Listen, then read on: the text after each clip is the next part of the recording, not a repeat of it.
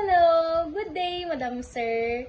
My name is Bernaline Fabi Echavarria. I am from Philippines, 25 years of age. I am single. My highest educational attainment is a college graduate.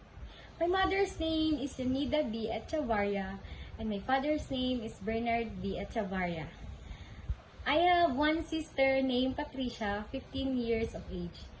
My parents are already separated. That's why I want to help my sister in her study. My hobbies are singing, cooking, and taking care of my dogs and my cats. I work as a housemaid in the Philippines for 3 years.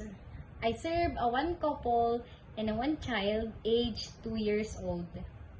My duties and responsibilities are cleaning, taking care of their child, ironing, and cooking. I want to work in Hong Kong because I want to support my family and for my future. I'm willing to take good care of toddler. I can sing also a nursery rhyme like row, row, row your boat gently down the stream.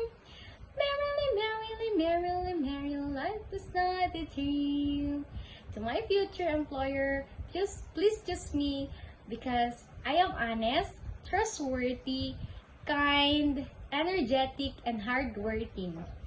To my future employer, please choose me as your housemaid, and I promise to take good care of your family.